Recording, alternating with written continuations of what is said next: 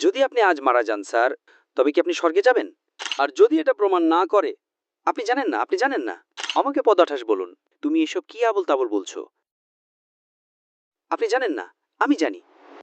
Guys, আপনারা দেখুন আমাদের জাকির নায়ক স্যার কীভাবে বিতর্কে জড়িয়ে যাচ্ছেন একজন খ্রিস্টান শিক্ষকের সাথে। তারপরও আল্লাহ তাআলার অসীম রহমতে জাকির নায়কের সাথে কখনো খ্রিস্টান শিক্ষক পেরে উঠবে না, কারণ জাকির নায়ক আছেন ইসলাম ধর্মে, সত্যের ধর্মে, যেটাকে আল্লাহ স্বয়ং সাহায্য করেন। আসুন আমরা সবাই পুরো ভিডিওটি দেখি জাকির নায়ক কীভাবে বিতর্ক করে আপনার খ্রিস্টান আয়াত তুলে শিক্ষক ধরার বুঝিয়ে আগে দেন। আমার চ্যালেঞ্জটা খেয়াল করেন। এখানে যা বলা আছে, যদি না পারেন, আপনি কি চ্যালেঞ্জের সাথে একমত? ঠিক আছে। এটা কি সেই শর্ত পূরণ করে? আমাকে আপনার পয়েন্টে যেতে দিন, যেখানে ঠিক আছে পরের চেষ্টা। সেটা এই কারণে যে আপনি শুধু ঈশ্বরের নামটা সেখানে বলেছেন। যদি আপনি আজ মারা যান স্যার, তবে কি আপনি স্বর্গে যাবেন? আর যদি এটা প্রমাণ না করে, আপনি জানেন না। আমাকে পদাঠাস বলুন, তুমি এসব কি আবল তাবল বলছো? আপনি জানেন না, আমি জানি। আমার নাম ডেভিড ডোহার্টি।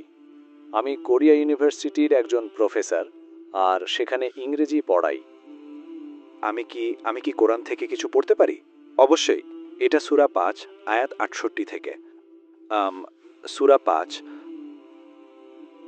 সূরা ৫ আয়াত ৬৮-তে এটা হলো ইসলামের নবী মুহাম্মদ। তিনি খ্রিস্টান এবং ইহুদিদের বলছেন।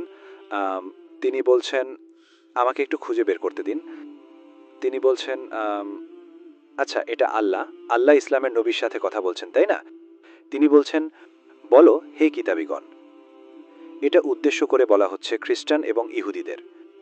বলো হে কিতাবীগণ, তোমাদের কোনো ভিত্তি নেই যতক্ষণ না তোমরা তাওরাত এবং ইনজিল এবং তোমাদের রাবের কাছ থেকে তোমাদের কাছে যে ওহী এসেছে তা শক্ত করে আঁকড়ে ধরো। এটা হলো এমন এক ওহী যা রাবের কাছ থেকে তোমার কাছে আসে।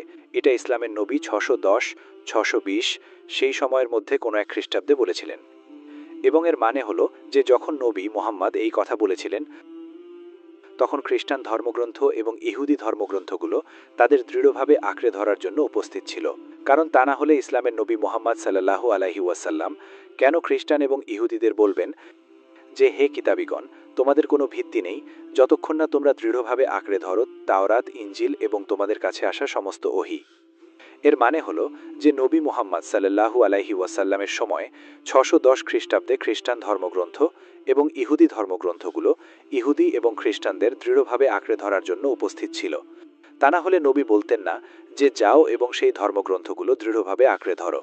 আর হ্যাঁ, তো আমাদের কাছে বাইবেল আছে, যা ৬১০ খ্রিস্টাব্দের অনেক আগে থেকেই বিদ্যমান। আমাদের কাছে বাইবেল আছে। আমি সে বিষয়ে অবগত আছি। আমিও খ্রিস্ট ধর্মের একজন ছাত্র। ঠিক আছে। এবং আপনি খুব ভালো একটি প্রশ্ন করেছেন। ঠিক আছে। আপনার প্রশ্ন বুঝতে পেরেছি যে কোরআন বলছে যে কেন খ্রিস্টানরা ধর্মগ্রন্থগুলো আঁকড়ে ধরে না। ঠিক, তার মানে আপনার যুক্তি বলছে যে তার মানে নবী মুহাম্মদ সাল্লাল্লাহু আলাইহি সাল্লামের সময়ে ইনজিল এবং তাওরাত ছিল। আমি সাধারণত আপনার সাথে একমত। এখন আমি এর উত্তর দেব। ঠিক আছে। এখন আপনি কোরআনের শুধু একটা আয়াত নিয়ে বলতে পারেন না, আপনাকে পুরো কোরআন পড়তে হবে। তো আপনি যদি কোরআনের একটা আয়াত নেন, ভাই, হ্যাঁ, আপনি যদি আমার কথা শুনতে পান। আমি আপনার কথা শুনতে পাচ্ছি। না, আপনি যদি পড়েন আর শোনেন, আপনি মনোযোগ দিতে পারবেন না। আপনি একজন প্রফেসর, ঠিক আছে। আমি একজন মেডিকেল ডাক্তার। হ্যাঁ, আপনি পড়তে পারেন এবং শুনতেও পারেন, কিন্তু আপনি আমার উত্তরে মনোযোগ দিতে পারবেন না। তো আপনি যদি পড়তে চান, আপনি পড়েন এবং তারপর আমি উত্তর দেব। ঠিক আছে, আমি মনোযোগ দেব। আমার উত্তরে মনোযোগ দিন, তাহলে আপনি বুঝতে পারবেন এবং আপনি আমার উত্তরকে মূল্যায়ন করতে পারবেন। এখন কোরআনকে ফুরকানও বলা হয়, যা আমি আপনাকে আগেই বলেছি, ঠিক আর ভুলের বিচার করার মাপকাঠি হিসেবে। আরও যদি আপনি সহিহ বুখারীতে নবীর হাদিস পড়েন, এতে বলা আছে যে বাইবেল এবং তাওরাতে এমন যা কিছু আছে যা কোরআনের সাথে মিলে যায়, আমরা তা গ্রহণ করি। যা বিরুদ্ধে যায় তা আমরা প্রত্যাখ্যান করি। যা মেলে না এবং বিরুদ্ধেও যায় না, তা ঠিকও হতে পারে, ভুল হতে পারে। তো তার মানে আমাকে যদি আপনাকে বলতে হয়, আমি বাইবেলের এমন কিছু অংশ নেব যা কোরআনের সাথে মিলে যাচ্ছে এবং আপনাকে বলবো যে চলুন আমরা একটা সাধারণ বিষয়ে একমত হই। কোরআন আরও বলছে সূরা আল ইমরান আয়াত নাম্বার ৬৪-তে, কুল ইয়া আহলাল কিতাব, সেই কিতাবীদের বলো, কুল ইয়া আহলাল কিতাব, বলো হে কিতাবীগণ, تعالوا إلى كلمة سواء بيننا وبينكم এসো সেই কথায় যে আমাদের এবং তোমাদের মধ্যে এক। প্রথম কথাটি কি? ألا نعبد إلا الله যে আমরা আল্লাহ ছাড়া কারো ইবাদত করি না, ولا نشرك به شيئا যে আমরা তার সাথে কাউকে শরিক করি না, ولا يتخذ بعضنا بعضا أربابا من الله যে আমরা আল্লাহকে ছাড়া নিজেদের মধ্যে কাউকে রব বা পালনকর্তা হিসেবে গ্রহণ করি না। فإن تولوا এরপরও যদি তারা মুখ ফিরিয়ে নেয়, فقولوا اشهدوا তাহলে তোমরা বলো যে সাক্ষী থাকো বি আন্না মুসলিমুন, যে আমরা মুসলিম, আল্লাহ সুবহানাহু ওয়া তাআলার কাছে আমাদের ইচ্ছা সমর্পণ করছি। তো এখানে কোরআন ইহুদি এবং খ্রিস্টানদের বলছে যে আসো সেই কথায় যা তোমাদের এবং আমার মধ্যে এক। এর মানে নবী জানতেন যে আপনারা যে বই বহন করছেন তা বিকৃত হয়ে গেছে, কিন্তু তারপরও এতে আল্লাহর বাণী আছে। কোরআন কোথাও বলে না যে আপনারা যে সম্পূর্ণ পাঠ্য বহন করছেন তা আল্লাহর বাণী। আসল ওহী ছিল আল্লাহর বাণী, কিন্তু বর্তমানে আপনাদের কাছে যে বইটা আছে, কারণ আপনি যদি খ্রিস্টান ধর্ম পণ্ডিতদের কথা শোনেন, তারা বলে যে যখন ঈসা আলাইহিস সালাম পৃথিবীতে হেঁটেছিলেন তখন বাইবেলের একটা শব্দও লেখা হয়নি। সবচেয়ে পুরনোটা হলো তার মৃত্যুর 70 বছর পর, আর আমরা এটা জানি। তো সেখানে যা কিছুই আছে যদি সেটা কোরআনের সাথে মিলে যায় তবে আমরা সেটাকে আল্লাহর বাণী হিসেবে মেনে নিই। তো আমি যদি আপনাকে বলি যে আপনি বিশ্বাস করেন বাইবেল আল্লাহর বাণী, আমি বিশ্বাস করি কোরআন আল্লাহর বাণী, চলুন আমরা একমত হই এমন কিছু মেনে চলার যা আমাদের মধ্যে এক। আমরা যদি সাধারণ বিষয়ে একমত হই, যা আলাদা তা নিয়ে আমরা কাল আলোচনা করব, ঠিক? ঠিক। এখন বাইবেল এবং কোরআনে যা কিছু সাধারণ বা এক তা যদি আমরা মেনে চলি, এমনকি আপনিও মানবেন যে এটা আল্লাহর বাণী, আমিও মানবো এটা আল্লাহর বাণী, ঠিক না ভুল? ঠিক। তো কোরআন এটাই বলছে যে আসো সেই কথাই যে আমাদের মধ্যে এক, অন্তত যা কিছু সাধারণ তা মেনে চলার বিষয়ে একমত হই। যদি আপনি 10টা জিনিসে বিশ্বাস করেন, আমি 10টা জিনিসে বিশ্বাস করি, এই 10টা জিনিসের মধ্যে 5টা সাধারণ এবং 5টা আলাদা। তো চলুন আমরা একমত হই যে অন্তত সেই 5টা জিনিস মেনে চলব। তো কোরআন এটাই বলছে যে এমন কি যে 5টা জিনিস সাধারণ সেগুলো আপনারা মেনে চলছেন না, তাহলে আপনি নিজেকে কিভাবে খ্রিস্টান বলতে পারেন? ঠিক। এখন আমি আপনাকে একটা প্রশ্ন করতে চাই। ঠিক আছে। আপনি কি বিশ্বাস করেন যিশু ঈশ্বর? হ্যাঁ। ঠিক আছে, আমি আপনাকে বলবো যে ইসলাম হলো একমাত্র অখ্রিস্টান ধর্ম যা বিশ্বাস করাকে ইমানের একটা অংশ বানিয়েছে ঈসা আলাইহিস সালামের উপর। কোনো মুসলিমই মুসলিম নয় যদি সে বিশ্বাস না করে ঈসা আলাইহিস সালামের উপর। আমরা বিশ্বাস করি যে তিনি ছিলেন আল্লাহ সুবহানাহু ওয়া তাআলার সর্বশক্তিমান আল্লাহর অন্যতম শক্তিশালী রাসূল। আমরা বিশ্বাস করি যে তিনি ছিলেন মাসিহ, যার অনুবাদ হলো ক্রাইস্ট। আমরা বিশ্বাস করি যে তিনি আল্লাহর অনুমতিতে মৃতকে জীবন দিতেন। আমরা বিশ্বাস করি যে তিনি আল্লাহর অনুমতিতে অন্ধ এবং কুষ্ঠরোগীদের সুস্থ করতেন। মুসলিম এবং খ্রিস্টানরা আমরা একসাথে যাচ্ছি, কিন্তু কেউ কেউ জিজ্ঞেস করতে পারে যে আমাদের পথ আলাদা হলো কোথায়? পথ আলাদা হলো সেখানে যেখানে আপনি সহ বেশিরভাগ খ্রিস্টানই বিশ্বাস করেন যে যিশু ঈশ্বরের দাবি করেছিলেন। আমি আপনাকে বলছি যে এমন একটাও দ্ব্যর্থহীন বা স্পষ্ট কথা নেই সম্পূর্ণ বাইবেলে যেখানে যীশু খ্রিস্ট নিজে বলেছেন যে আমি ঈশ্বর, অথবা তিনি বলেছেন আমার ইবাদত করো। আমি যে কোনো খ্রিস্টানকে চ্যালেঞ্জ করছি, যদি কোনো খ্রিস্টান এরকম কোনো দ্ব্যর্থহীন কথা, কোনো স্পষ্ট কথা বাইবেলের যে কোনো জায়গা থেকে দেখাতে পারে যেখানে যীশু খ্রিস্ট নিজে বলেছেন যে আমি ঈশ্বর, অথবা তিনি বলেছেন আমার ইবাদত করো, আমি ডক্টর জাকির নায়েক এক্ষুনি খ্রিস্টান ধর্ম গ্রহণ করতে প্রস্তুত।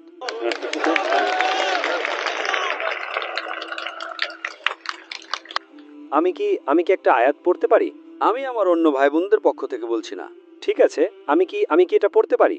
ঠিক আছে, দয়া করে আমাকে একটু শেষ করতে দিন। হ্যাঁ হ্যাঁ হ্যাঁ। আমি আমার অন্য ভাই বোনদের পক্ষ থেকে বলছি না, আমি ফাঁসির কাজটা আমার মাথা রাখছি। আপনার আয়াত তুলে ধরার আগে আমার চ্যালেঞ্জটা খেয়াল করেন, একটা দ্ব্যর্থহীন কথা দেখান। আমি জানি আপনি ইংরেজির একজন প্রফেসর এবং আপনার ইংরেজি আমার চেয়ে ভালো। বাইবেলের যে কোনো জায়গা থেকে একটা স্পষ্ট কথা দেখান যেখানে যীশু খ্রিস্ট নিজে বলেছেন যে আমি ঈশ্বর, অথবা তিনি বলেছেন আমার ইবাদত করো। আসলে যদি আপনি বাইবেল পড়েন, যীশু খ্রিস্ট বলেছেন, এটা উল্লেখ আছে গসপেল অফ জন অধ্যায় 14 পদ 28। যীশু খ্রিস্ট বলেছেন আমার পিতা আমার চেয়ে মহান। গসপেল অফ জন অধ্যায় 10 পদ 29 তিনি বলেছেন যে আমার পিতা সবার চেয়ে মহান। গসপেল অফ ম্যাথিউ অধ্যায় নম্বর 12 পদ নম্বর 28, আমি ঈশ্বরের আত্মা দিয়ে শয়তান তাড়াই। গসপেল অফ লুক অধ্যায় নম্বর 11 পদ নম্বর 20, আমি ঈশ্বরের আঙুল দিয়ে শয়তান তাড়াই। গসপেল অফ জন অধ্যায় 5 পদ 30, আমি নিজে থেকে কিছুই করতে পারি না, আমি যেমন শুনি তেমন বিচার করি, আর আমার বিচার ন্যায়, কারণ আমি আমার নিজের ইচ্ছা নয় বরং পরমপিতার ইচ্ছা খুঁজি। যে কেউ বলে যে আমি আমার নিজের ইচ্ছা নয় বরং পরমপিতার ইচ্ছা খুঁজি, সে একজন মুসলিম। ঈসা আলাইহিস সালাম একজন মুসলিম ছিলেন, এটা পরিষ্কারভাবে উল্লেখ আছে প্রেরিত বই অধ্যায় 2 পদ নম্বর 22। হে ইসরায়েলিবাসীরা, এই কথা শোনো, নাসরতের যিশু তোমাদের মাঝ থেকে ঈশ্বরের অনুমোদিত একজন মানুষ, সেই সব অদ্ভুত কাজ এবং অলৌকিক কাজ এবং নিদর্শনের মাধ্যমে যা ঈশ্বর তার দ্বারা করেছিলেন, আর তোমরা তার সাক্ষী। ঈশ্বরের অনুমোদিত একজন মানুষ তোমাদের মাঝে সেই সব অদ্ভুত কাজ এবং নিদর্শন এবং অলৌকিক কাজের মাধ্যমে যা ঈশ্বর তার দ্বারা করেছিলেন, আর তোমরা তার সাক্ষী। তো সম্পূর্ণ বাইবেলে এমন একটাও দ্ব্যর্থহীন কথা নেই যেখানে যীশু খ্রিস্ট নিজে বলেছেন যে আমি ঈশ্বর, অথবা তিনি বলেছেন আমার ইবাদত করো। আর আপনাকে সেটা দেখানোর জন্য সাদর আমন্ত্রণ জানাচ্ছি। আর আপনি দেখাতে পারলে আমি খ্রিস্টান ধর্ম গ্রহণ করব। ওকে। আর যদি না পারেন তাহলে আপনাকে মেনে নিতে হবে যে যীশু ঈশ্বর নন। আপনি কি চ্যালেঞ্জের সাথে একমত? ঠিক আছে।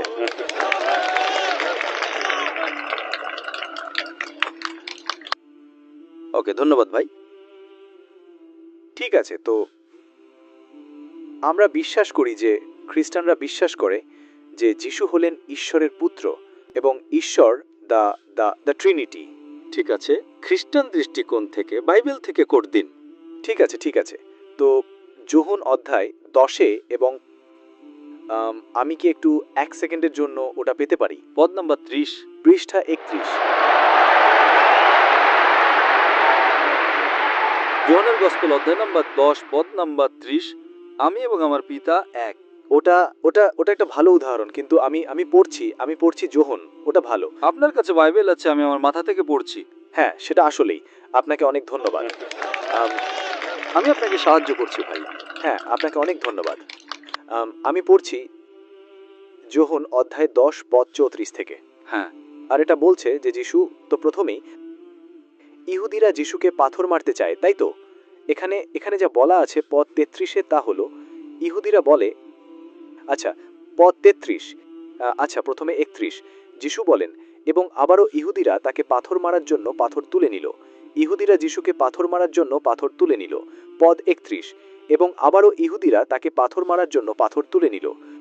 কিন্তু যিশু তাদের বললেন, আমি পিতার পক্ষ থেকে তোমাদের অনেক বড় বড় অলৌকিক কাজ দেখিয়েছি, এগুলোর মধ্যে কোনটির জন্য তোমরা আমাকে পাথর মারছ? ইহুদিরা বলল, আমরা এগুলোর কোনোটির জন্যই তোমাকে পাথর মারছি না। ইহুদিরা উত্তর দিল, বরং ঈশ্বর নিন্দার জন্য, কারণ তুমি নিছক একজন মানুষ হয়েও ঈশ্বর হওয়ার দাবি করছো। যিশু তাদের উত্তর দিলেন, তোমাদের আইনে কি লেখা নেই আমি বলেছি তোমরা ঈশ্বর? তিনি যদি তাদের ঈশ্বর বলে থাকেন যাদের কাছে ঈশ্বরের বাণী এসেছিল এবং ধর্মগ্রন্থ লঙ্ঘন করা যায় না, খুবই পরিষ্কার, তাহলে তার ব্যাপারে কি বলবে, যাকে পিতা নিজের হিসেবে আলাদা করেছেন এবং পৃথিবীতে পাঠিয়েছেন? তাহলে কেন তোমরা আমার বিরুদ্ধে ঈশ্বর নিন্দার অভিযোগ করছো? কারণ আমি বলেছি আমি ঈশ্বরের পুত্র। এর মানে কি আমাকে বলুন। তো যিশু বললেন, আমি ঈশ্বরের পুত্র। খুবই পরিষ্কার। আপনি খুব শক্ত প্রমাণ উদ্ধৃত করেছেন। আমার যুক্তিটা খুব ভালোভাবে তুলে ধরেছেন। ঠিক আছে, আমাকে বিশ্বাস করো না যদি না আমি তা করি যা আমার পিতা করেন। কিন্তু যদি আমি তা করি, এমনকি তোমরা যদি আমাকে বিশ্বাস নাও করো, অলৌকিক কাজগুলোকে বিশ্বাস করো, যাতে তোমরা জানতে ও বুঝতে পারো যে পিতা আমার মধ্যে আছেন এবং আমি পিতার মধ্যে আছি।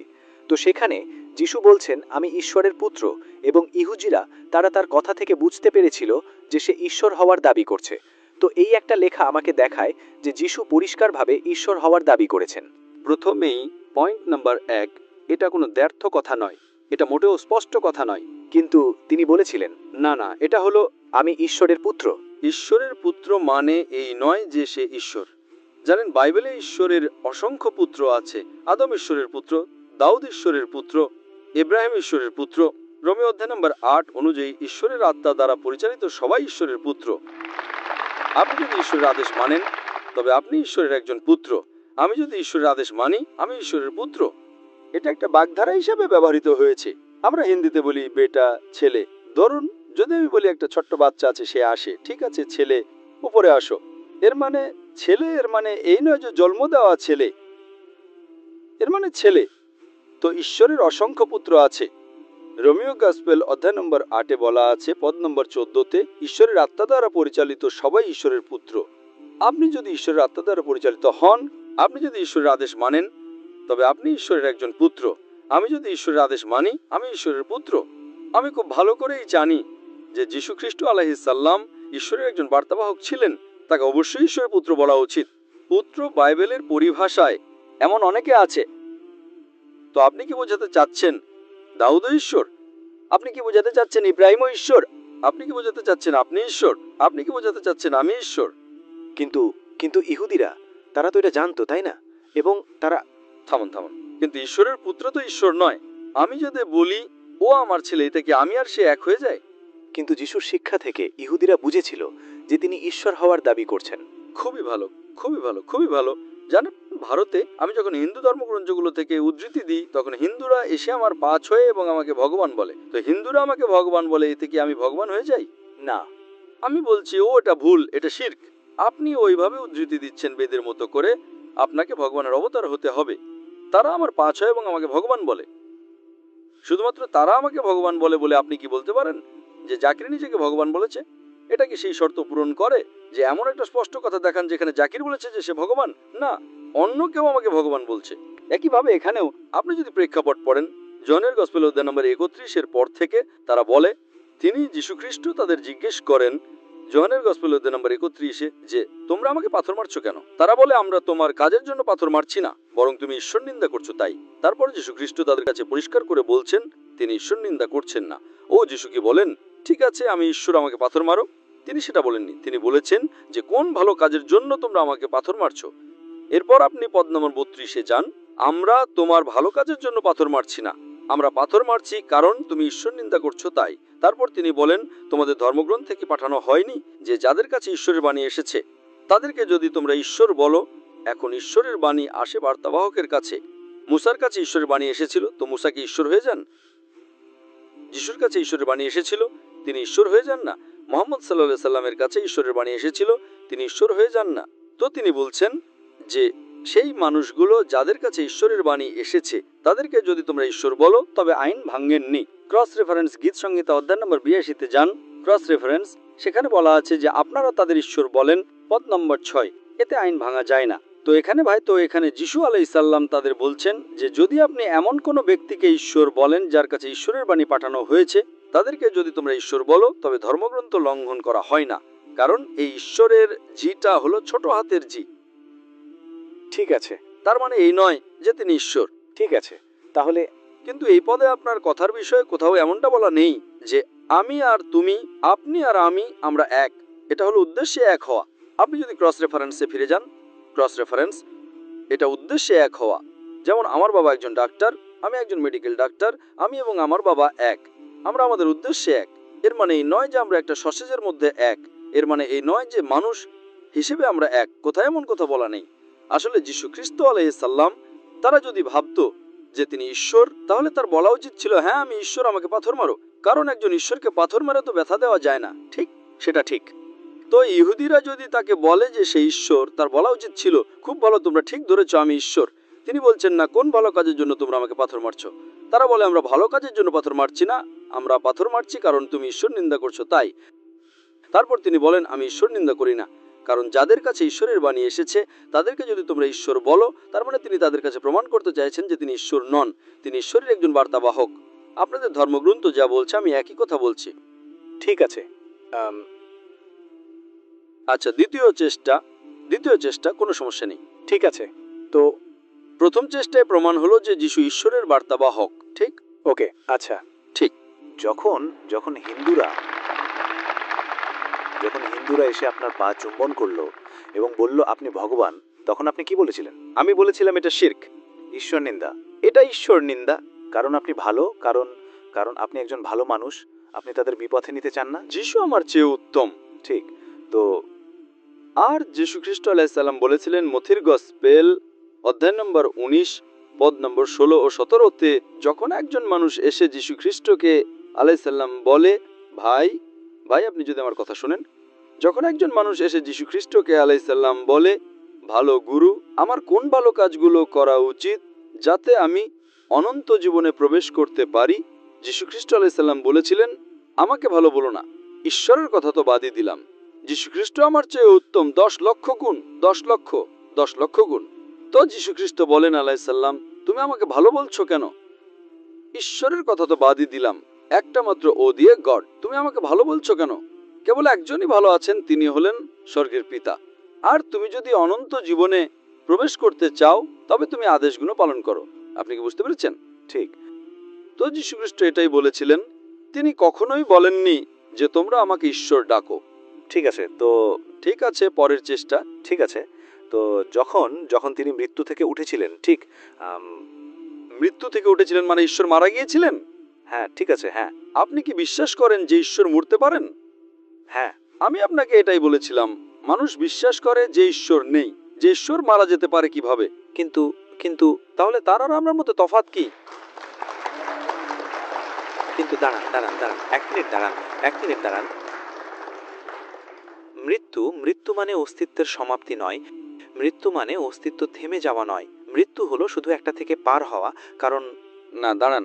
এক মাত্রা থেকে অন্য মাত্রায়। মৃত্যু হলো সেই নির্দিষ্ট বিষয়ের সমাপ্তি, সেই সময়টা শেষ হয়ে যাওয়া।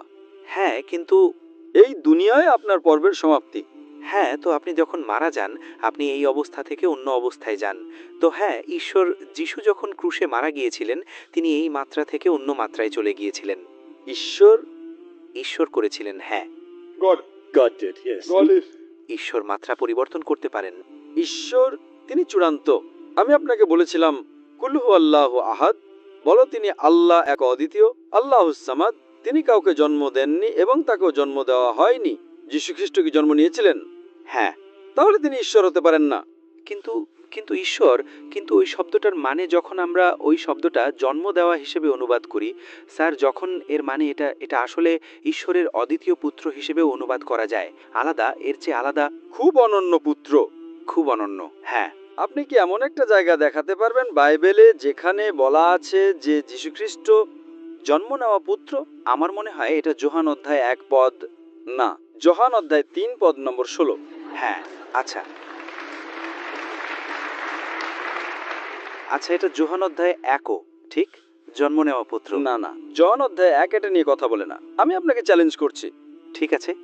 যোহান অধ্যায় 1 জন্ম নেওয়া পুত্র নিয়ে কথা বলে না। যোহান অধ্যায় 1 বলে যে শুরুতে ছিল বাক্য, বাক্য ঈশ্বরের সাথে ছিল এবং বাক্য ঈশ্বর। সেটা জন্ম নেওয়া পুত্র নয়। আপনি যদি যোহানের গসপেল অধ্যায় নম্বর 3 পদ নম্বর 16 পড়েন, কারণ ঈশ্বর জগৎকে এতটাই ভালোবেসেছিলেন যে তিনি তার একমাত্র জন্ম নেওয়া পুত্রকে দিয়েছিলেন, যে কেউ তাকে বিশ্বাস করে সে মরবে না বরং অনন্ত জীবন লাভ করবে। আমি শুধু এটা পড়ছি। দাঁড়ান দাঁড়ান দাঁড়ান, আমি শেষ করিনি। এই ভাই কিং জেমস ভার্সন থেকে বলছেন, কারণ ঈশ্বর জগৎকে এতটাই ভালোবেসেছিলেন যে তিনি তার একমাত্র জন্ম নেওয়া পুত্রকে দিয়েছিলেন, যে কেউ তাকে বিশ্বাস করে সে মরবে না বরং অনন্ত জীবন লাভ করবে। এখন আপনি যদি রিভাইজ স্ট্যান্ডার্ড ভার্সন পড়েন, যা সর্বোচ্চ যোগ্যতার সম্পন্ন 32 জন পণ্ডিত দ্বারা সংশোধিত এবং 50টি ভিন্ন ভিন্ন সহযোগী সম্প্রদায়ের সমর্থন পুষ্ট, তারা বলে এই জন্ম নেওয়া শব্দটি একটি প্রক্ষেপণ, একটা বিনোদন, একটি মন গড়া কথা, এবং তারা এটাকে বাইবেল থেকে বের করে দিয়েছে। ঠিক আছে। তো তো এই জন্ম নেওয়া শব্দটি যেটা বাইবেলে কেবল একবারই আছে, যীশু খ্রিস্টকে, সেটাকে বাইবেল থেকে বের করে দেওয়া হয়েছে একটা প্রক্ষেপণ হিসেবে, একটা বানোয়াট বিষয় হিসেবে, একটি মন গড়া কথা হিসেবে, যা কোরআনের আরো কাছাকাছি আসে। ঠিক আছে, তো আমাকে আপনার পয়েন্টে যেতে দিন, যেখানে হিন্দুরা এসে আপনার পা চুম্বন করলো, ঠিক, এবং তারা বলল আপনি ভগবান, আর আপনি বললেন না, সেটা বাজে কথা, তাই তো? সেটা ঈশ্বর নিন্দা, বাজে কথা নয়, ঈশ্বর নিন্দা। ঠিক আছে, তো তাহলে ঈশ্বর নিন্দা। ঠিক আছে, তো তারপর শিষ্য থমাস যিশুর কাছে এলেন, ঠিক? তো এটা হলো যোহান অধ্যায় 20, আর এটার পদ এটা 24 পদ দিয়ে শুরু হয়, কিন্তু আর 28 আসলে। তবে আমাকে পদ 28 বলুন। থমাস যিশুকে বললেন, আমার প্রভু এবং আমার ঈশ্বর। আর যিশু বললেন, কারণ তুমি আমাকে দেখেছো তাই তুমি বিশ্বাস করেছো, আমার প্রভু এবং আমার ঈশ্বর। যিশু বলেননি, থমাস ওটা বাজে কথা, আমাকে ঈশ্বর বলো না। কিন্তু থমাস যিশুকে বলে, ঠিক, থমাস বলে, ভাই, আমার প্রভু এবং আমার ঈশ্বর। তারপর যিশু তাকে বললেন, কারণ তুমি আমাকে দেখেছো তাই তুমি বিশ্বাস করেছো। ধন্য তারা যারা না দেখেও বিশ্বাস করেছে। তো সেখানে আবারও যিশু ঈশ্বরত্ব মেনে নিচ্ছেন। না ভাই, বলেননি। প্রেক্ষাপট পড়ুন। আপনি প্রসঙ্গের বাইরে থেকে উদ্ধৃতি দিচ্ছেন। যোহানের গসপেল অধ্যায় নম্বর 20, আপনি পদ নম্বর 25 থেকে শুরু করেন। এটা বলছে যে আমি স্পর্শ করতে চাই, আমি স্পর্শ করে দেখতে চাই যে পেরেকগুলো ছাপ আছে কিনা। ঠিক। তিনি বলেছিলেন, ধন্য তারা যারা আমাকে না দেখেও বিশ্বাস করে। ঠিক আছে, এসো আমাকে স্পর্শ করো। তারপর তিনি বলেন, ও মাই গড। এর মানে কি? উদাহরণস্বরূপ আমি যদি বলি, ও মাই গড 5টা বেজেছে, আপনি বলবেন না যে আমাকে ঈশ্বর বলো না। এটা একটা বিশ্বাসসূচক কথা। আমি ঈশ্বরের সাথে কথা বলছি, ও মাই গড 5টা বেজেছে, তো আপনি বলবেন না যে আমাকে ঈশ্বর বলো না। না ডাক্তার, দাঁড়ান। যখন আমি বলি ও মাই গড 5টা বেজেছে, আপনি কি বলবেন, ভাই জাকির আপনি আমাকে ঈশ্বর বলছেন কেন? আপনি জানেন আমি আপনাকে ঈশ্বর বলছি না। এটা একটা বিস্ময়সূচক কথা। তো যখন সে যীশু খ্রিস্ট আলাইহিস সালামকে স্পর্শ করে আর পেরেকের ছাপ দেখে, ও মাই গড, সে যিশুকে ঈশ্বর বলছে না, সে তার ঈশ্বরকে ডাকছে। কিন্তু ইংরেজি ভাষায় এটা একটা বিস্ময়সূচক শব্দ। আপনি ইংরেজির একজন প্রফেসর, কিন্তু আমি যদি বলি ও মাই গড, এর মানে কি এই যে আমি আপনাকে ঈশ্বর বলছি?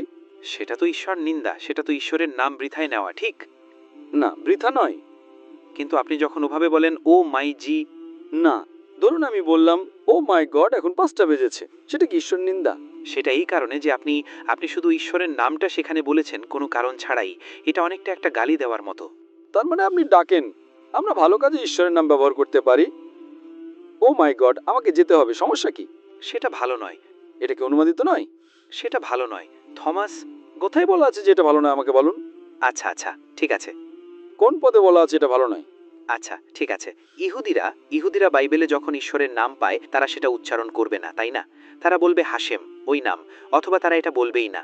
কিন্তু তারা বিশ্বাস করে যে ওটাই নাম, যেহোভা ইয়াহোভে এলোহিম। কিন্তু তারা যখন সেই নামে পৌঁছায়, টেট্রাগ্রামাটন, যাকে কিছু পণ্ডিত ইয়াহোভে অনুবাদ করেছেন, তারা ঈশ্বরের নামের বিষয়ে খুব সতর্ক থাকে। তো যখন থমাস বলেছিলেন আমার প্রভু এবং আমার ঈশ্বর, এটা এমন নয় যে ও মাইজি দেরি হয়ে গেল। তো এটা এমনই, যখন সে স্পর্শ করে সে বুঝতে পারে। ঠিক আছে, কিন্তু আরেকটা জিনিস স্যার। তবে যাই হোক, এটা কি আমার শর্ত পূরণ করে? আমি আপনাকে যে চ্যালেঞ্জ করেছিলাম একটা দেয়ার্থক কথা দেখান, এটা কোনো দেয়ার্থক কথা নয়। ওকে, আমাকে বাইবেলের যে কোনো জায়গা থেকে যেখানে যীশুখ্রিস্ট নিজে বলেন আমি ঈশ্বর, এটা তো অন্য লোকেরা বলছে যে তিনি ঈশ্বর, এটা মোটেও আমার চ্যালেঞ্জ পূরণ করে না। ঠিক আছে। আর আপনি যদি আমার চ্যালেঞ্জ পূরণ করতে না পারেন, আপনাকে বিশ্বাস করতে হবে যে যীশু ঈশ্বর নন। ঠিক আছে, তাহলে আরেকটা পয়েন্ট। পৃথিবীতে চলার সময় যিশুর নিজের জন্য সবচেয়ে পছন্দের শব্দ কি ছিল? তার সবচেয়ে পছন্দের শব্দ কি ছিল? তাকে মানুষের পুত্র বলা হতো। ঠিক, মানুষের পুত্র। এখন এখানে আমি আপনার পয়েন্টে আসছি। ইহুদি সাহিত্যে মানুষের পুত্র হলো একজন ঐশ্বরিক ব্যক্তি। আপনি যদি দাঁড়িয়ে না, আমিও মানুষের পুত্র। হ্যাঁ, কিন্তু ভুলে যান ইহুদি শাস্ত্র আর ঐশ্বরিক ব্যক্তির কথা। ওকে, বিষয় হলো আপনাকে একটা দেয়ার্থক কথা দেখাতে হবে। আমি নিজেকে মানুষের পুত্র বলি। আপনি কি বোঝাতে চাচ্ছেন যে আমি নিজেকে ঈশ্বর বলছি? ভাই, আপনি কি মানুষের পুত্র নাকি না? হ্যাঁ, আপনি একজন মানুষ এবং একজন মহিলার পুত্র, ঠিক? হ্যাঁ। আচ্ছা, আপনি কি বোঝাতে চাচ্ছেন যে আপনি একজন ঈশ্বর? ও, আপনি ঈশ্বর নিন্দা করছেন এবং তাদের বলছেন আপনাকে পাথর মারতে। হ্যাঁ, কিন্তু যখন তিনি মহাযাজকের সামনে ছিলেন এবং তিনি বলেছিলেন আমি মানুষের পুত্র, তারা বলেছিল ঠিক আছে, সে ঈশ্বর নিন্দা করেছে। তো তারা মানুষের পুত্র শব্দটির সম্পর্কে খুব অনন্য কিছু বুঝতে পেরেছিল, আর এটা থেকে মানুষের পুত্র শব্দটির বিভিন্ন অর্থ আছে। একদম। আমি আপনাকে দেয়ার্থক কথা বলেছিলাম। আচ্ছা, তো ভাই, আপনি কি ইংরেজি বোঝেন? দেয়ার্থক কথা। আচ্ছা, সহজ কথায় ও মাই গড অন্য কেউ বলছে, এটা কি দেয়ার্থক? আর যীশু খ্রিস্ট আলাইসাল্লাম নিজে যখন বলেন আমি ঈশ্বর, আমি বলি আমি মানুষের পুত্র, আপনি বললেন আপনি মানুষের পুত্র, আপনি কি বোঝাতে চাচ্ছেন যে আপনি বলছেন আপনি ঈশ্বর? ঠিক আছে, ওল্ড টেস্টামেন্টে ঠিক আছে ঈশ্বর নিজেকে শুরু এবং শেষ বলে ডাকেন, ঠিক? ঈশাইয়াতে শুরু, ঠিক? গ্রিক ভাষায় আলফা এবং ওমেগা, ঠিক? এবং যীশুখ্রিস্ট রেভিলেশনসে তিনি ঠিক সেটাই দাবি করেন। তিনি প্রকাশিত বাক্য অধ্যায় 1:8 বলেন আমি আলফা এবং ওমেগা, সেই সর্বশক্তিমান বলছেন প্রভু ঈশ্বর যিনি ছিলেন। কোথাও নেই। তো এটা প্রকাশিত বাক্যের বইতে। আমি আসছি ওই কথায়। আলফা এবং ওমেগা মানে হলো তিনি শুরু এবং তিনি শেষ। তার শুরু হয়েছিল একটা আস্তাবলে। যদি তিনি শুরু হন, তবে তিনি একটা আস্তাবলে জন্মেছিলেন। তিনি তো দুনিয়ার শুরু নন। এর মানে এই না যে তিনি শুরু এবং শেষ। এর মানে হলো আইনে, মুসার সময়ে, সেই সময়ের আইনের জন্য মুসা যা শিখিয়েছিলেন সেটাই আলফা এবং ওমেগা। যীশুখ্রিস্টের সময়ে আলাইহিসসালাম আইনের ক্ষেত্রে তিনি আলফা এবং ওমেগা। নবী মুহাম্মদ সাল্লাল্লাহু আলাইহি সাল্লামের সময় নবী মুহাম্মদ সাল্লাল্লাহু আলাইহি সাল্লামই আলফা এবং ওমেগা আইনের বিষয়ে, কারণ তারা ঈশ্বরের বার্তাবাহক। এর মানে এই না যে তিনি শুরু এবং শেষ। তিনি একটা আস্তাবলে জন্মগ্রহণ করেছিলেন, তিনি কিভাবে শুরু হতে পারেন? বাইবেল সম্পর্কে যার সামান্যতম জ্ঞান আছে সেও একমত হবে যে তিনি শুরু ছিলেন না।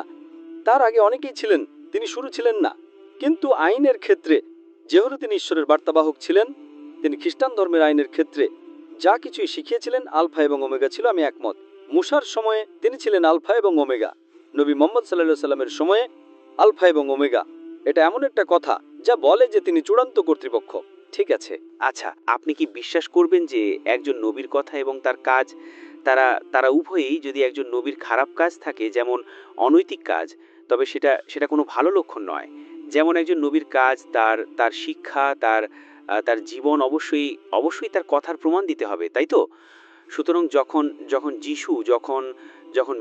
যখন থমাস এসে যিশুকে বলেছিলেন আমার প্রভু এবং আমার ঈশ্বর, যদি যিশু ঈশ্বর না হতেন, এবং তিনি না চাইতেন যে লোকেরা পথভ্রষ্ট হোক, কারণ যিশু তো জানতেন যে লোকেরা শুনবে ম্যাথিউ বলেছেন আমার প্রভু এবং আমার ঈশ্বর। তাহলে ভাই যদি আমি আপনাকে বলি, তাহলে দাঁড়ান দাঁড়ান, তাহলে তাহলে যিশু বলতেন থমাস আমাকে আমার ঈশ্বর ডেকো না, তুমি কি করছো? কারণ যিশু তো জানতেন যে সাধারণ মানুষ সেটা দেখবে এবং তারা উপলব্ধি করবে, ও তাকে আমার ঈশ্বর, আমার প্রভু এবং আমার ঈশ্বর ডাকার জন্য যিশু তাকে তিরস্কার করেননি। যিশু একজন ভালো নবী হিসেবে যদি তিনি ঈশ্বর না হতেন, যিশু বলতেন থমাস ও কথা বলো না, আমি ঈশ্বর নই, তুমি এসব কি আবল তাবল বলছো। আপনি আগেই সেটা বলেছেন যখন লোকটি বলেছিল ভালো প্রভু, কেন আমাকে ভালো বলছো? কারণ এর একটা বিশেষ প্রেক্ষাপট আছে। দাঁড়ান দাঁড়ান, আমি আপনাকে বলছি। এখন ভালো আমার ঈশ্বর, তিনি আপনার এবং আমার মতোই বুঝেছিলেন। যখন আমি আপনাকে বলি ও মাই গড, সে কি এটা বলেছে, আপনি বলবেন না যে কেন তুমি আমাকে ঈশ্বর ডাকছো? আপনি সেটা বলেছেন। তো আপনি কি মনে করেন যে যিশু আপনার চেয়ে কম বুদ্ধিমান? আপনার এবং আমার চেয়ে বেশি বুদ্ধিমান যিশু আলাইসাল্লাম। তাই যখন আপনি আমাকে আপত্তি করবেন না, তিনি কেন আপত্তি করবেন? তিনি খুব পরিষ্কারভাবে বুঝেছিলেন আপনি তাকে ভুল বুঝছেন। যখন লোকটি বলেছিল ভালো প্রভু, তিনি আপত্তি করেছিলেন কেন তুমি আমাকে ভালো বলছো? আর একজন নবী সবিরোধী হতে পারেন না, আপনি নিজেই বলেছেন। এটা খুবই পরিষ্কার গসপেল অফ ম্যাথিউ অধ্যায় 19 পদ 16-17-তে। কেন তুমি আমাকে ভালো বলছো? ভালো কেবল একজনই আছেন যিনি স্বর্গের পিতা, এটা খুবই পরিষ্কার। কিন্তু যখন থমাস বলেন ও আমার ঈশ্বর, এটা একটা আবেগসূচক শব্দ, যে তিনি ঈশ্বরের কাছে প্রার্থনা করছেন, যিশুর কাছে নয়। এটা যে কেউ বুঝতে পারে। তো যদি সেটাই হতো, তবে কেন তিনি সেই লোকটির ভালো প্রভু বলে আপত্তি করেছিলেন? হ্যাঁ আমি ঈশ্বর। আপনি কি বলতে চাইছেন যিশু সবিরোধী কথা বলছেন? একজনকে তিনি বলছেন তিনি ঈশ্বর, আরেকজনকে তিনি বলছেন না। আপনার নবী আমার নবী, আমি যিশুকে ভালোবাসি। আপনি যদি যিশু খ্রিস্টের নিয়ে ভুল কথা বলেন, আমি রেগে যাব। আমি বিশ্বাস করি না যিশু খ্রিস্ট একজনকে বলছেন তিনি ঈশ্বর, আরেকজনকে বলছেন তিনি ঈশ্বর নন। আপনি যিশু খ্রিস্ট আলাইহিসসালামকে অপমান করার চেষ্টা করছেন, এতে আমি রেগে যাই, কারণ আমি যিশু খ্রিস্ট আলাইহিসসালামকে ভালোবাসি। আমি আপনার চেয়েও যিশু খ্রিস্টকে বেশি অনুসরণ করি। আপনি কি সেটা জানেন?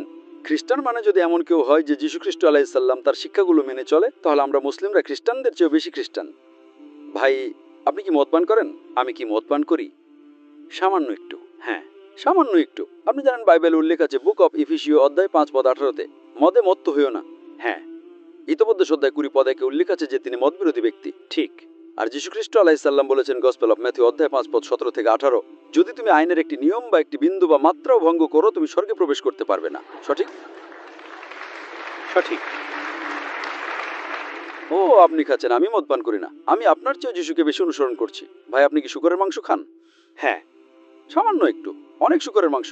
বুক অব লেভিটিকাস অধ্যায় 11 পদ 7 এবং 8, বুক অব ডিউটোরনমির মধ্যে 4 নম্বর পদ 14, বুক অব আইজাইয়া অধ্যায় 65 পদ 2-5 উল্লেখ আছে। আপনার শূকরের মাংস খাওয়া উচিত নয়। আমি শূকরের মাংস খাই না, আপনি শূকরের মাংস খান। সুতরাং খ্রিস্টান মানে যদি এমন কেউ হয় যে যিশু খ্রিস্ট আলাইহিসসালাম তার শিক্ষাগুলো মেনে চলে, তাহলে আমরা মুসলিমরা খ্রিস্টানদের চেয়েও বেশি খ্রিস্টান। ভাই, আপনার কি খতনা করা হয়েছে? না। যিশু খ্রিস্ট আলাইহিসসালাম গসপেল অফ লুকে 8ম দিনে খতনা করা হয়েছিল। তো আপনি বলছেন না না, এবং আমি আপনার চেয়েও যিশুকে বেশি অনুসরণ করছি। তাই খ্রিস্টান মানে যদি এমন কেউ হয় যে যিশু খ্রিস্ট আলাইহিসসালাম এর শিক্ষা অনুসরণ করে, তাহলে আমরা মুসলিমরা খ্রিস্টানদের চেয়েও বেশি খ্রিস্টান। কিন্তু যিশু খ্রিস্ট আলাইহিসসালাম গসপেল অফ জন অধ্যায় 16 পদ 12-14-তে আরও বলেছেন, তোমাদেরকে বলার মতো আমার অনেক কথা আছে, কিন্তু তোমরা এখন সেগুলো সহ্য করতে পারবে না। কারণ তিনি যখন সত্যের আত্মা আসবেন, তিনি তোমাদেরকে সমস্ত সত্যের পথ দেখাবেন। তিনি নিজের থেকে কিছু বলবেন না, তিনি যা শুনবেন তাই বলবেন। তিনি আমাকে মহিমান্বিত করবেন। এখানে যিশু খ্রিস্ট আলাইহিসসালাম নবী মুহাম্মদ সাল্লাল্লাহু আলাইহি ওয়াসাল্লামের কথা বলছেন। আপনি কি বিশ্বাস করেন নবী মুহাম্মদ সাল্লাল্লাহু আলাইহি ওয়াসাল্লাম ঈশ্বরের একজন বার্তাবাহক? না স্যার, আমি করি না। আমি বিশ্বাস করি। তাই আমি আপনার চেয়ে যিশু খ্রিস্ট আলাইহিস সালাম তার শিক্ষাগুলো বেশি অনুসরণ করি, কারণ আমি যিশু খ্রিস্ট আলাইহিস সালামকে ভালোবাসি। আপনি তাকে ভালোবাসেন না, আপনি তার বিরুদ্ধে যেতে চান। তিনি আপনাকে বলছেন এমনকি যদি আপনি একটি বিন্দু ভঙ্গ করেন, আপনি স্বর্গে প্রবেশ করতে পারবেন না। আপনি কি স্বর্গে যেতে চান? হ্যাঁ, আমি চাই। তাহলে আপনি কেন যিশু খ্রিস্টের আইন ভঙ্গ করছেন? তো আমি আপনাকে সেটাই বলছি, কোরআন এবং বাইবেলে কি পার্থক্য আছে সেটা ভুলে যান। অন্তত যেগুলো মিলে যায় সেগুলো তো আমরা মেনে চলি। বাইবেল বলছে শুকরের মাংস খেও না, কোরআন বলছে খেও না শুকরের মাংস। বাইবেল বলছে মদ পান করতে না, কোরআন বলছে মদ পান করতে না, মদ পান করবেন না। বাইবেল বলছে আপনাকে খতনা করতে হবে, আমাদের হাদিসে বলছে খতনার কথা। তো অন্তত যেগুলো মিলে যায় সেগুলো তো আমরা একমত হই। আপনি ধর্মগ্রন্থ নিয়ে কথা বলছেন, আপনি বাইবেল নিয়ে কথা বলছেন, তো আপনি সেগুলো মেনে চলছেন কেন? আপনি কোরআনের একটা আয়াত দেখান যেটা আমি মানি না, আর আমি সেটা মানতে শুরু করব। একটা আয়াত, আপনি একটা আয়াত বের করুন, এত নাম্বার অধ্যায়, এত নাম্বার আয়াত। আমি বিশ্বাস করি, আমি কোরআন মেনে চলি। এমন হতে পারে আমার আছে আমি ভুল কিছু করছি। আপনি একটা আয়াত দেখান। ডক্টর জাকির, কোরআনের এত নম্বর অধ্যায় এত নম্বর আয়াতে বলছে আপনি যদি এটা করে থাকেন থামান, আমি থামিয়ে দেব। আপনি যদি এটা না করেন করুন, আমি করব। কারণ আমি বিশ্বাস করি আল্লাহ তাআলা কোরআন নাজিল করেছেন, আমি সেটা কাজে লাগাই। আপনি বাইবেলের এতটাই মেনে চলছেন না। আপনি মুহাম্মদ সাল্লাল্লাহু আলাইহি সাল্লামের উপর বিশ্বাস করেন না। আপনি বিশ্বাস করেন না যে ঈশ্বর একজনও। আপনি শূকরের মাংস খেতে চান, আপনি মদ পান করতে চান। তার মানে যিশুর প্রতি আপনার এতটা ভালোবাসা নেই যে আপনি মদ পান ছেড়ে দিতে পারেন। আপনি যিশু খ্রিস্ট আলাইহিস সালামকে এতটাও ভালোবাসেন না যে আপনি শূকরের মাংস ছাড়তে পারেন না।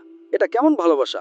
আপনি আমার প্রিয় নবী মুহাম্মদ সাল্লাল্লাহু আলাইহি সাল্লাম যা বলেছেন তার যে কোনো কিছু নির্দেশ করুন, আমি আমান না সাদ্দাক না, আমি শুনি এবং আমি স্বীকার করি আর আমি বিশ্বাস করি। আচ্ছা, আসলে আমি এক ঈশ্বরেই বিশ্বাস করি, শুধু একজন ঈশ্বর, একজন ঈশ্বর যিনি চিরন্তনভাবে তিনজন মানুষের মধ্যে বিদ্যমান, সেটা কোথায়? তিনজন আলাদা ব্যক্তির মধ্যে। ট্রিনিটি নিয়ে কথা বলছেন? আমাকে এটা পড়ে শোনাতে দিন। দাঁড়ান, ট্রিনিটি হ্যাঁ, এটা সঠিক। বাইবেলের যে কোনো জায়গায় আমাকে দেখান যেখানে বাইবেলে ট্রিনিটি শব্দটি আছে। এটা সঠিক, কোনো ট্রিনিটি নেই। ট্রিনিটি শব্দটি বাইবেলে নেই, এটা সঠিক, কিন্তু এটি কোরআনে আছে। আপনি কি সেটা জানেন? হ্যাঁ, আমি জানি। আপনি সেটা জানেন?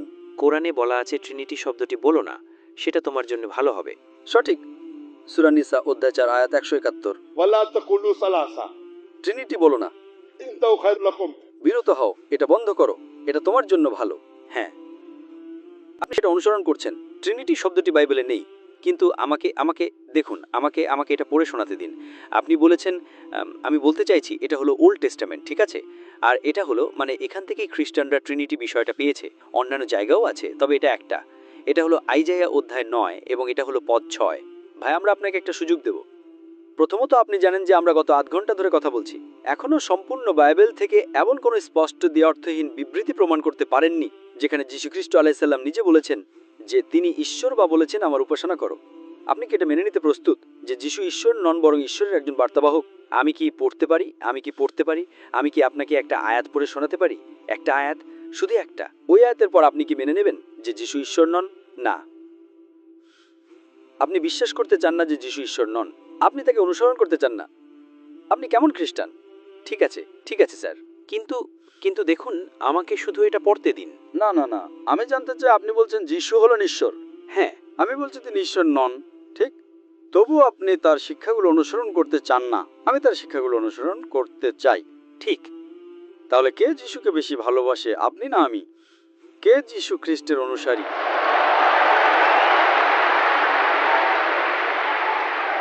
আসুন আমরা সৎ হই। কে যিশু খ্রিস্ট আলাইহিস সালামকে বেশি অনুসরণ করছে? আচ্ছা, আমি বিশ্বাস করি তিনি ঈশ্বর।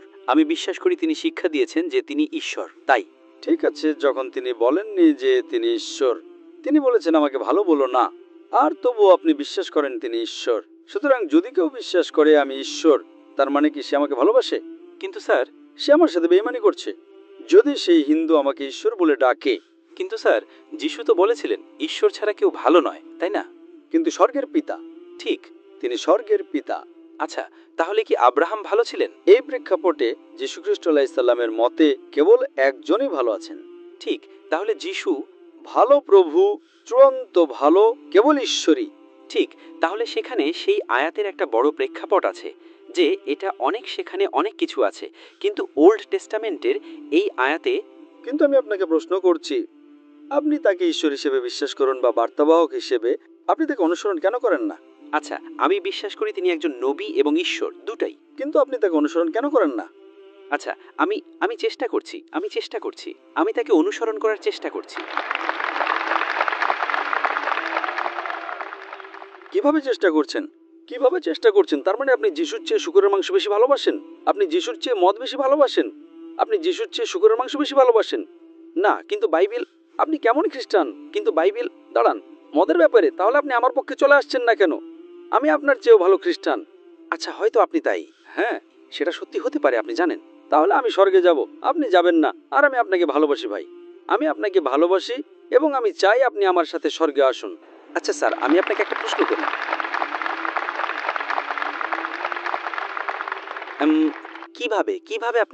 কিভাবে আপনি জানেন যে আপনি স্বর্গে যাবেন? আপনি কিভাবে জানেন?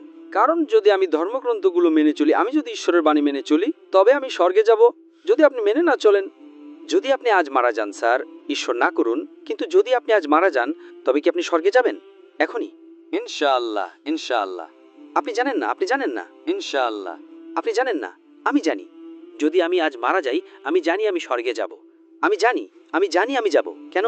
কারণ আমি জানি আমি স্বর্গে যাব, কারণ আমার সমস্ত পাপ ক্রুশে যিশু নিয়ে নিয়েছিলেন।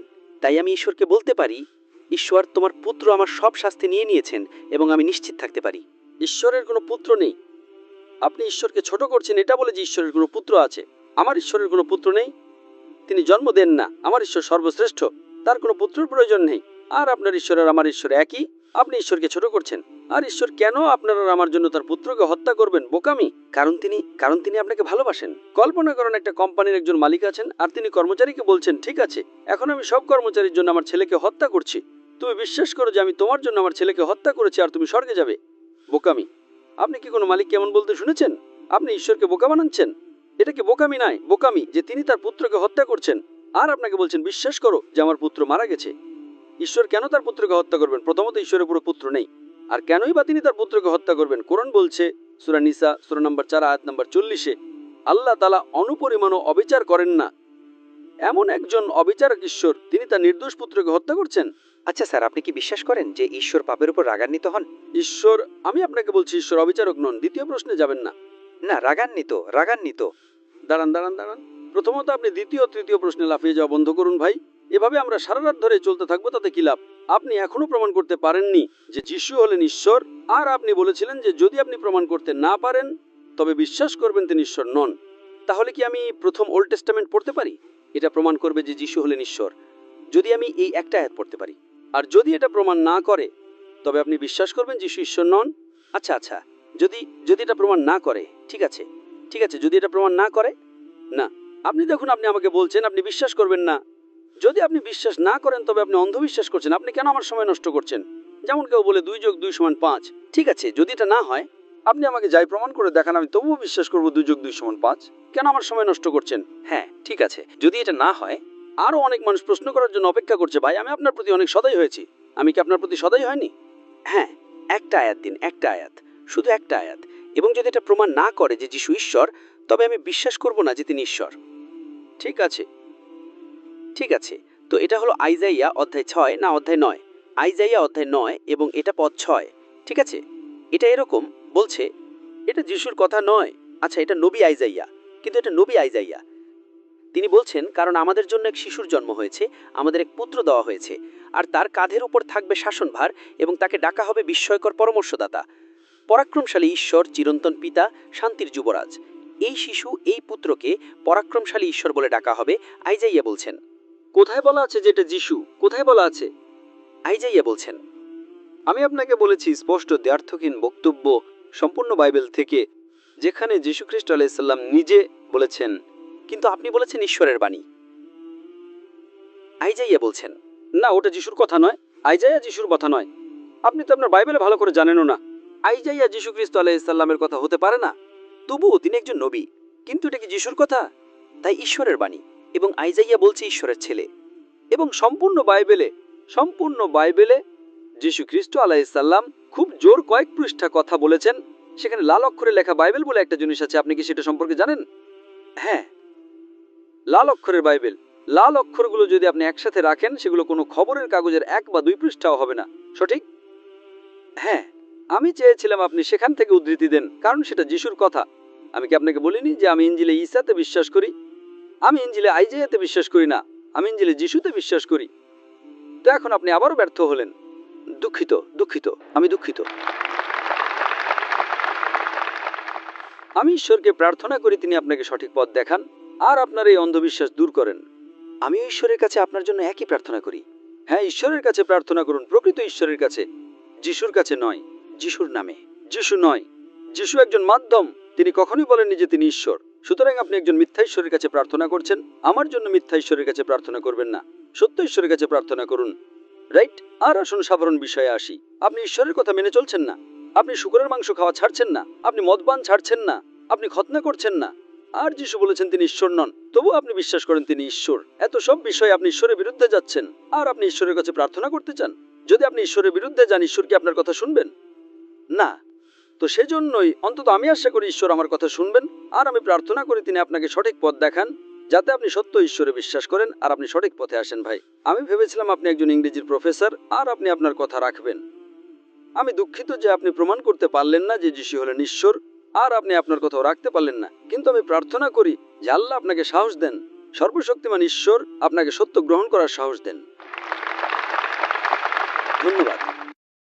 প্রিয় দর্শক, আপনারা দেখতে পেলেন আমাদের জাকির নায়ক স্যার কি সুন্দরভাবে তার যুক্তির মাধ্যমে খ্রিস্টান শিক্ষককে বুঝিয়ে দিলেন। আশা করি উনি বুঝতে পেরেছে, উনি শীঘ্রই ইসলাম ধর্ম গ্রহণ করবেন। ভিডিওটি দেখার জন্য ধন্যবাদ।